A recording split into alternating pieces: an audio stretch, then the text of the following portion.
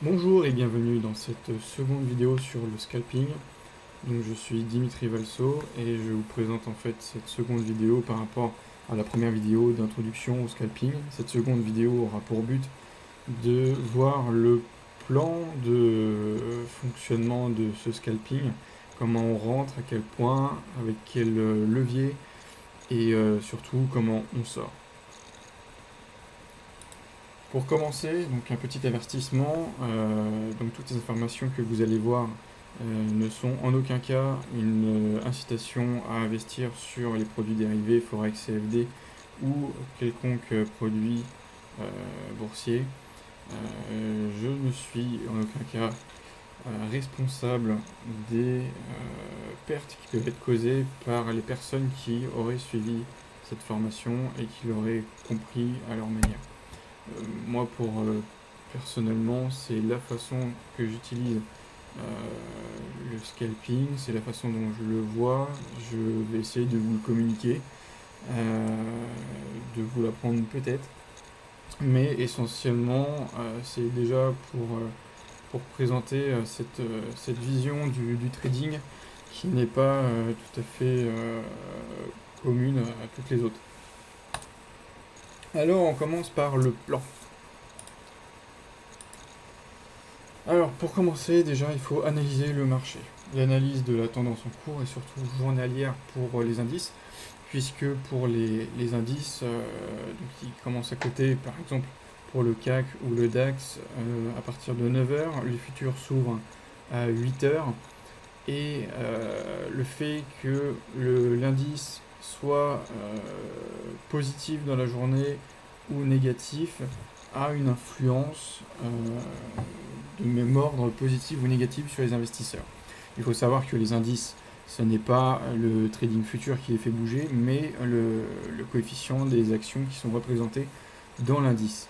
Si l'indice est dans le vert et qu'il est en positif, c'est parce que la globalité des actions qui le composent sont positives. Donc les acheteurs sont donc positifs, tout simplement. À ce moment-là, nous, on va simplement avoir un esprit un peu moutonnier et aller dans le sens de la tendance. Au niveau de l'analyse, on va aussi découper les mouvements afin de situer les résistances et les supports importants à proximité des points d'entrée que l'on va utiliser. On va utiliser des points d'entrée sur du court terme, mais le marché va s'intéresser essentiellement, lui, à avoir des résistances et des supports assez importants. Ça peut être des points psychologiques, par exemple les 12 000 points, ou encore un plus haut de la veille ou un record annuel.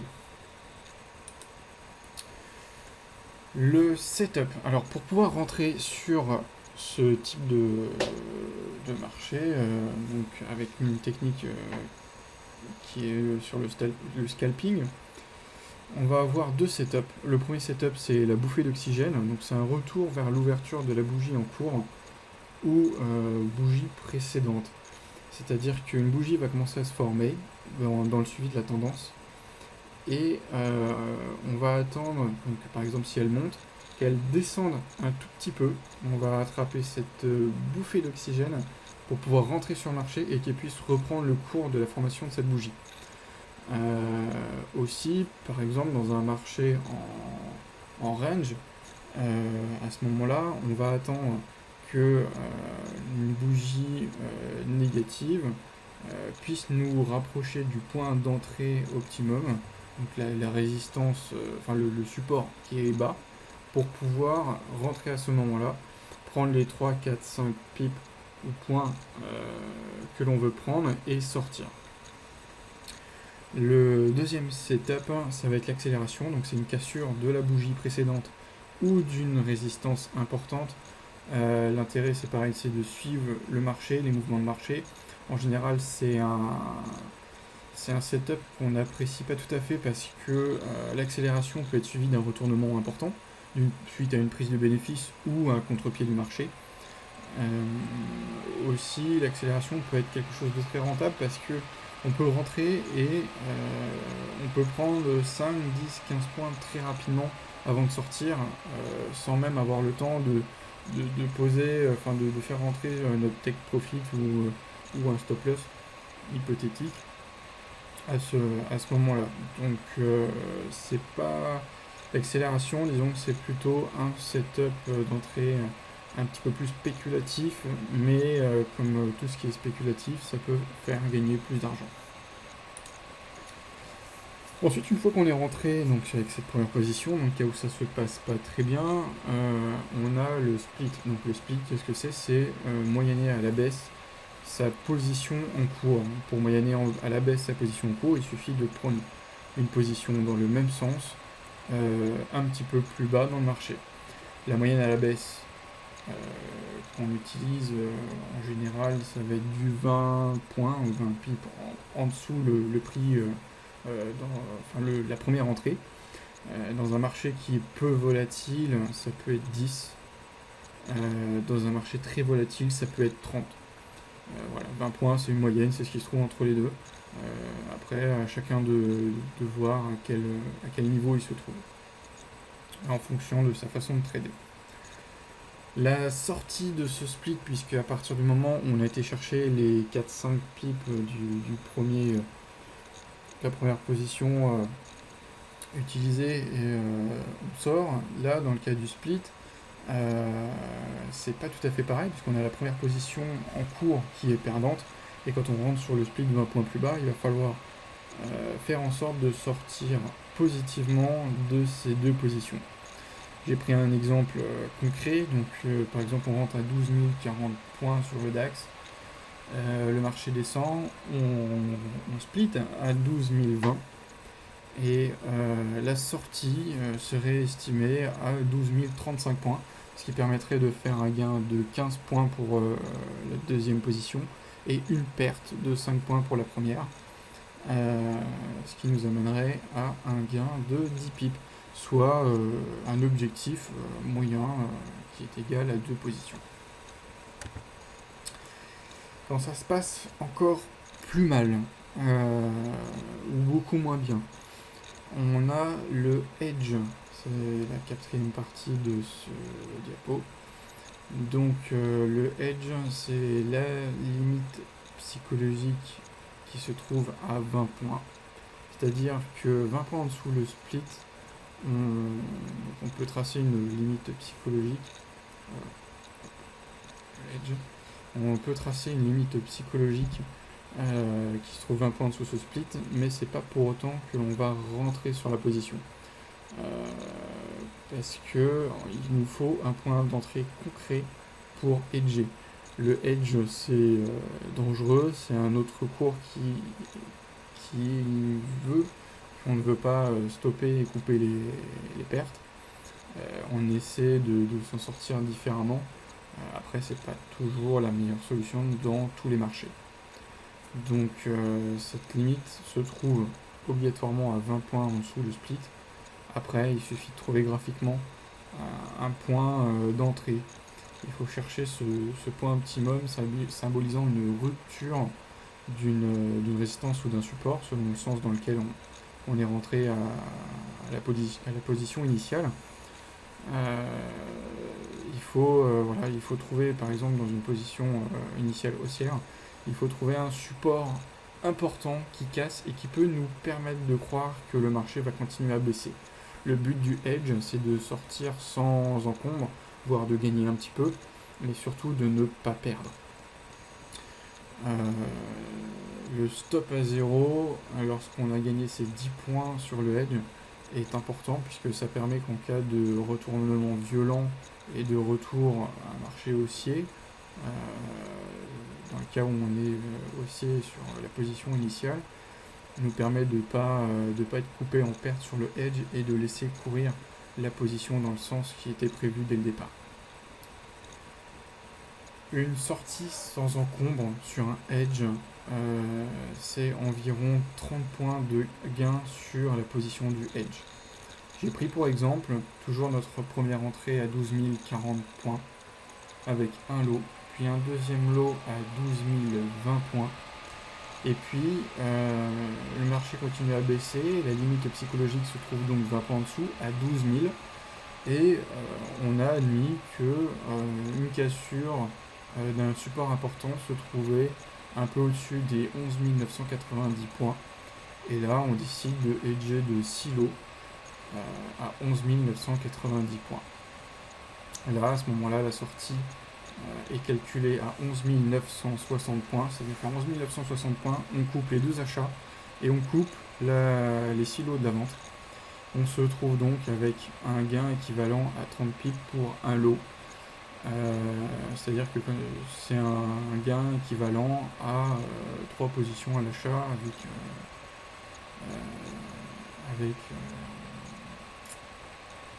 avec un lot. Voilà. Dans le cas où on n'a pas eu le temps d'être protégé de ce stop à 0 à 10 points parce que par exemple le marché n'est pas descendu assez bas pour pouvoir mettre le stop à 0, on a le cas du hedge à 100%. Alors le cas du hedge à 100%, c'est par exemple ce qui peut vous permettre soit de gagner du temps pour essayer de sortir, ne voyant pas une sortie graphique. C'est aussi un équivalent au stop loss, sauf qu'on a de la marge immobilisée. Le cas du hedge à 100%, donc ça revient à couper toute la totalité de la position, donc des deux achats des 6 ventes et de la vente du hedge des deux achats précédents et en rajoutant les achats nécessitant à couvrir la totalité de la position. Ça laisse un espoir de s'en sortir, mais ce n'est pas forcément une solution. Le but du hedge à 100%, c'est d'essayer de dépolluer la position par un débouclage stratégique en fonction du marché. Il faut que ce marché soit suffisamment volatile et qu'il évolue autour des points d'entrée et de sortie. Le hedge à 100% ne peut se pratiquer que dans un marché volatile, bloqué dans un range, puisque si vous voulez, il faut naviguer autour de ces positions pour pouvoir les déboucler. Sinon, on est obligé de tout couper et prendre la perte. Dernier point, le hedge à 100% n'est pas une solution miracle. C'est pas parce que vous hedgez à 100% que vous allez bien vous en sortir. Il faut surtout essayer de limiter la casse. On reprend un exemple, donc l'exemple précédent où on se retrouvait avec les deux achats et la vente. Donc on a un lot à l'achat plus un lot à l'achat, donc on a 2 lots à l'achat, 6 lots à la vente, donc on est négatif de 4 lots sur la balance, et là on vient racheter 4 lots à l'achat autour des 12 020. Ce qui nous fait qu'on a un prix moyen qui se trouve sensiblement autour des 12 000, entre 12 000 et 12 500. Ensuite, il faut pouvoir déboucler les achats sur leur point haut et attendre que le marché baisse pour reprendre le niveau de hedge initial pour déboucler les ventes. Pour moi, le hedge à 100%, c'est de la haute voltige.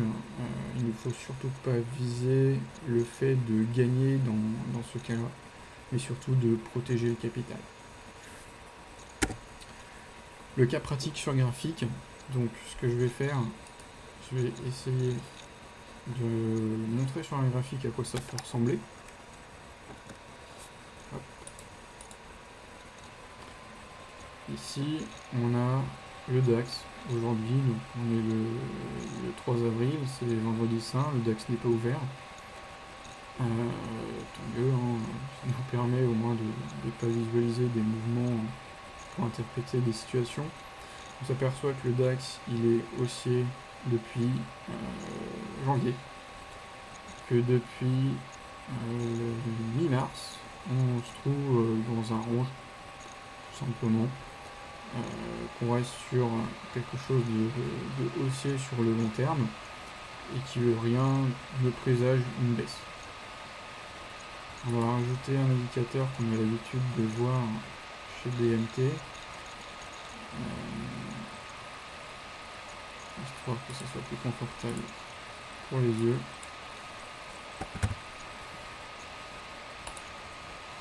Voilà. Alors ce qu'on s'aperçoit, c'est qu'on rentre dans une zone de compression si on regarde les bandes de boulanger, mais il n'y a pas besoin d'ouvrir les bandes pour s'en apercevoir, hein, puisqu'on était dans une boîte. À partir du moment où on est dans un range, on pouvait largement s'en apercevoir. On est dans une bande de boulanger à 18 périodes et on est à peu près sur le même niveau depuis 1, 2, 3, 4, 5, 6, 7, 8, 9, 10, 11, 12, 13, 14, 15 séances. Et en plus, si on devrait ouvrir dans ce niveau-là, on fera 16 séances, ça fera une très belle compression pour pouvoir sortir à nouveau. On va prendre par exemple une journée au hasard qui a l'air plutôt classique. On va prendre celle-là, la journée du 20 mars. On va se mettre en 5 minutes.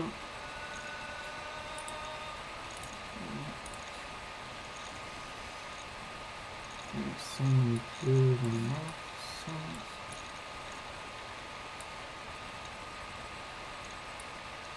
Le 20.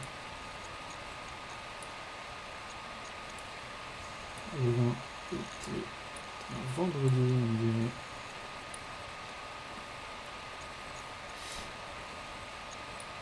Et on va mettre une entrée.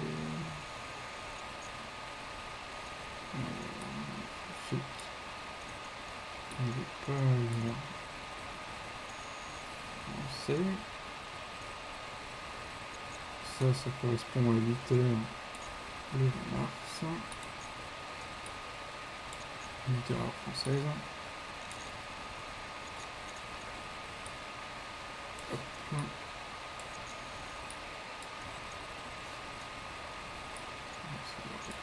Bien. Donc là, mettons, on est à 8 heures. Donc cette bougie-là, chez FXM, en fait, elle existe, mais c'est un gap, hein, il n'y a pas eu de cotation, puisque la clôture de la veille était autour des 11 892. Et le matin, on a ouvert quelque chose près dans ces eaux-là. Autour de 11 945. Ensuite, on va prendre, par exemple, combien on a de décalage? On a 5 heures de décalage. Si je veux rentrer sur les marchés à 15h30, il faut que je vise les 10h30. Voilà, mettons les 15h30, ouverture des marchés aux États-Unis. Voilà ce qui s'est passé. Donc en auto-noir, hein, si vous vous rappelez, on était dans une bougie haussière ce 20 mars. Si on regarde bien, on est haussier depuis le matin. Si on regarde après, on voit déjà que ça sent la séance pas très simple. Le cours a ouvert à ce niveau-là. On va utiliser un point pivot graphique qui va être à ce niveau-là.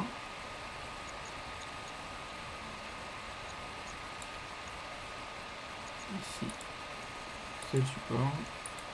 Et au-dessus de ça, on achète. Le point d'entrée pour être là, on commence la journée par la séance américaine, par une bouffée d'oxygène. En général, on clôture cette bougie, et comme on est aussi, on peut prendre tous les achats en une bouffée d'oxygène, on va rentrer à cet endroit-là. Alors, comment je peux matérialiser ça? Insertion. Forme, ligne.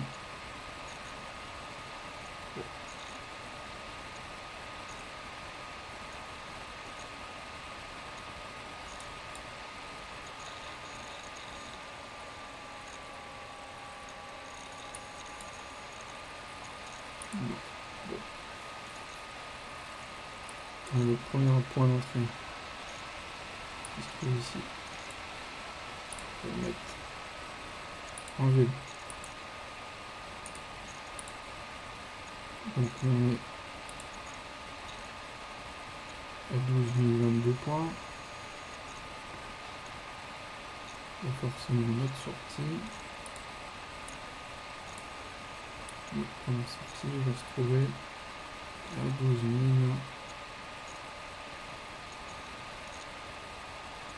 028. Parce que pour chercher 5 pipes, il faut prendre 5 plus le spread, ça fait 6. Globalement, en gros, voilà ce qui se passe. On se retrouve à acheter la fin de la clôture de la première bougie du marché qui commence à 15h30. Donc là on rentre à 15h35, 36 à ce niveau-là. Et on clôture ici. On va après attendre soit une accélération, soit une nouvelle bouffée d'oxygène. Donc là on a une bouffée d'oxygène. On continue à prendre le marché ici. Hop, je rentre par exemple là. Hop.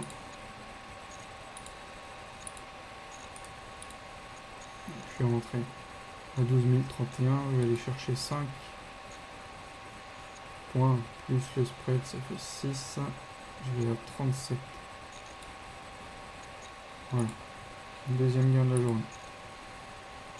Ensuite, le marché continue à évoluer, il stagne. J'ai une bouffée d'oxygène ici.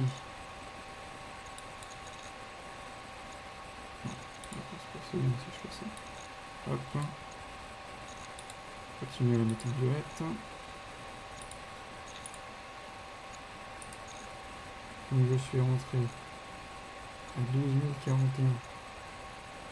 Je vais chercher 5 points. Plus le spread. Donc je serai à 12 047. 12 045, j'ai mon troisième gain. Ensuite, je vais avoir une cassure de ce niveau-là. On voit très bien. Puisqu'on a une grosse... on a une résistance support qui est utilisée donc ici. Un support qui a été franchement cassé ici. Qui a servi de résistance ici, ici, ici. Et qui vient de casser ici. Là, forcément, ça va monter vite. On va faire un petit peu comme on peut pour essayer de prendre le chemin en route. Admettons qu'on l'a pris tard. On va le prendre ici. Même si le choix aurait été mieux de le prendre là, on va dire qu'on l'a pris sur l'accélération.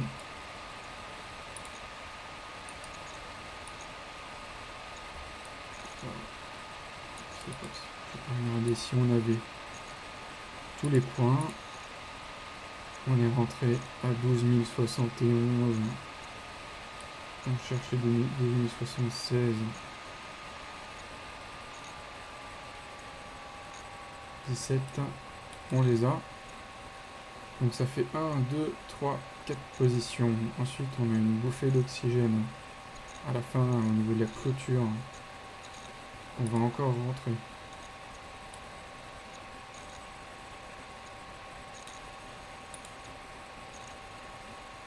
Hop.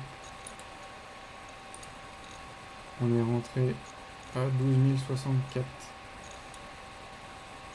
Donc on va chercher 5 plus 1, ça fait 6. On va sortir à 12 070. Ah. 12 070. Hop.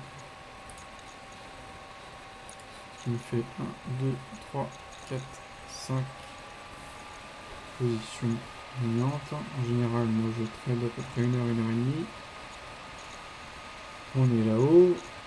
Là, on a une bouffée d'oxygène. Donc, on va se mettre en danger et essayer de rentrer ici.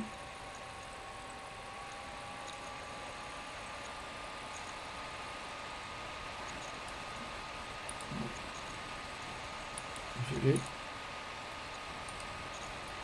Donc on est rentré à 12 071. On cherche donc une sortie à 12 077. Ici. 12 071. Une fois qu'on est rentré à ce niveau-là, on voit que ça descend. On va mettre un niveau de split qui se trouve donc à 12 051. On ne touchera jamais. Donc ce qui veut dire que on va s'en sortir ici. Voilà, ça, le scalp il a duré 5, 10, 15, 20, à peu près 25 minutes. Le point de split que je vais le noter, il était à 51. On l'a jamais touché. On aurait pu rentrer là. C'est possible. Si on s'était fixé 20 points, c'était bon. Là, de ce côté-là, mettons qu'on soit rentré. À ce moment-là, on serait rentré à 51. On aurait cherché 15 points plus 15 points plus le spread.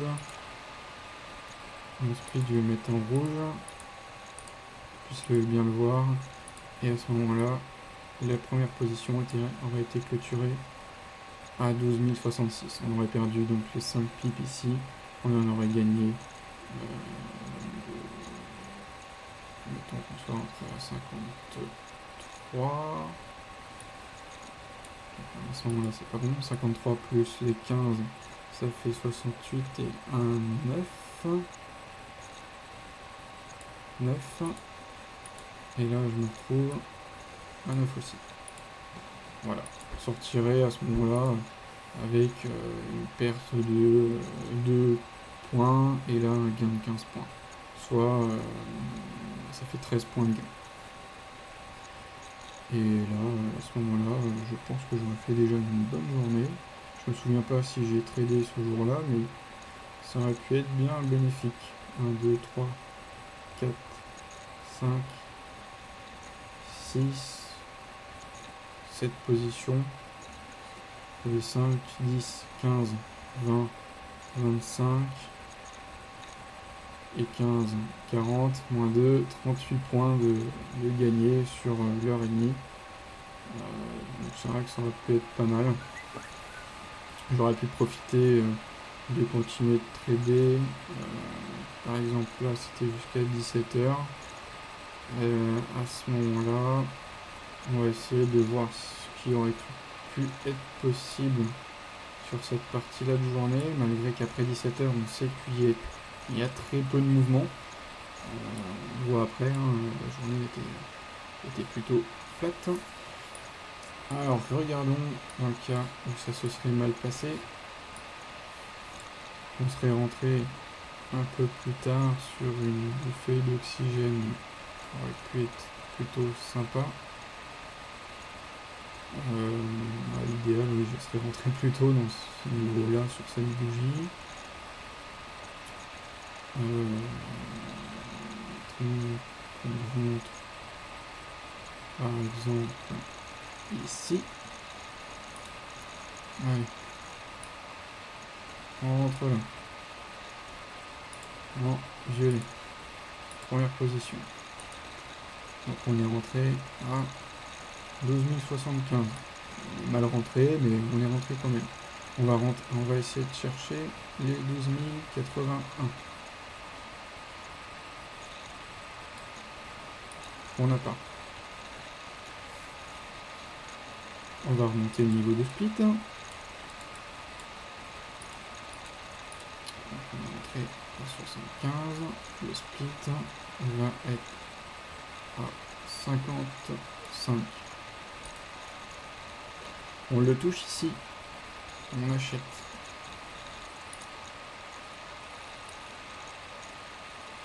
Et on va chercher 55 plus 15 et 1. On va chercher les 71. On voit très bien qu'on les a pas du tout. 71.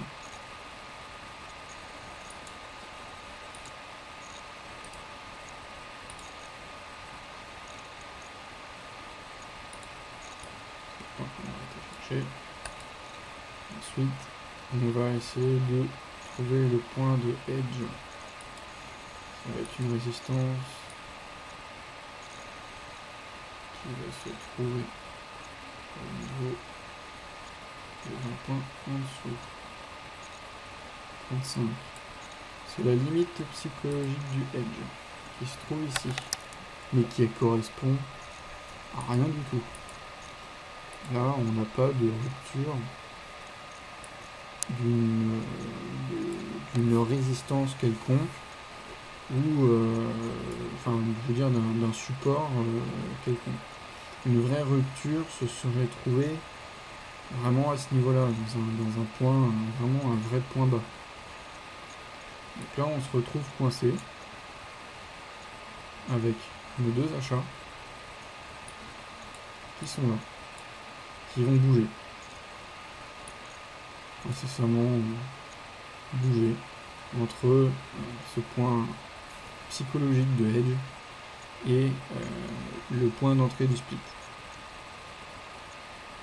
Donc là il y a deux choix, soit à la fin de la journée vous en avez marre, parce que la fin de la journée se trouve ici, et vous coupez en perte,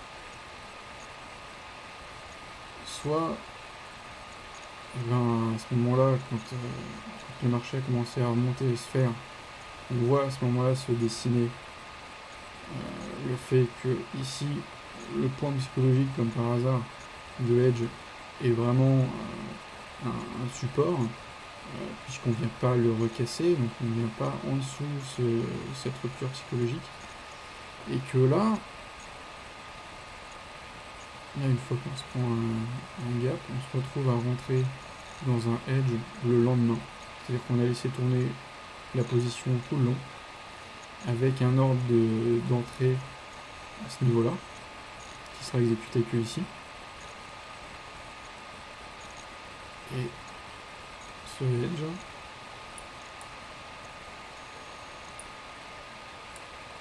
il va fonctionner de cette manière-là. On va aller chercher 30 points. Donc on est rentré à 25 et on va chercher le 95. Je vais mettre en orange. Donc là, si on a acheté un lot là, on vend les 6 lots ici. La sortie se trouve ici. Le lendemain matin, aux alentours de 9h, à ce moment-là. Donc les choix, c'était soit d'attendre, soit de couper, soit de mettre un ordre de hedge pour le lendemain, ou s'il y a cassure, de vérifier régulièrement, bien évidemment, ou de rester devant l'ordinateur pendant la durée de la séance, de se mettre une alarme sinon. Il existe ça comme application sur MetaTrader, peut-être d'autres applications, et à ce moment-là on aurait tout clôturé ici et on serait sorti donc avec un peu comme ça, donc ça représente, on serait sorti avec 30 avec l'équivalent de 30 points d'un lot. Voilà pour cette vidéo. La journée qui a suivi a été plutôt palpitante parce que ça continue à descendre. Ça aurait été plutôt aussi pas mal de laisser courir, mais bon, en général, quand on edge, on aime bien sortir comme on peut. Si on arrive à sortir gagnant, c'est déjà très très bien. J'ai essayé d'être plutôt bref, d'être le moins brouillon possible, d'être le plus explicite possible, de vous faire une sorte de backtest pour vous expliquer à quoi ressemble une séance de trading, cette fois-ci donc à l'arrêt. La prochaine vidéo, ça sera une séance plutôt live où je traderai devant vous et vous verrez en même temps que moi les mouvements du marché en fonction de l'utilisation de la stratégie. Et j'essaierai de faire en sorte que ça se passe très bien. Je vous remercie de m'avoir écouté jusque là, ça fait à peu près 35 minutes qu'il y a la vidéo. Je vous laisse me poser les questions dont vous avez besoin. J'espère que j'ai été le plus explicite possible et je vous dis à bientôt dans la 3e vidéo.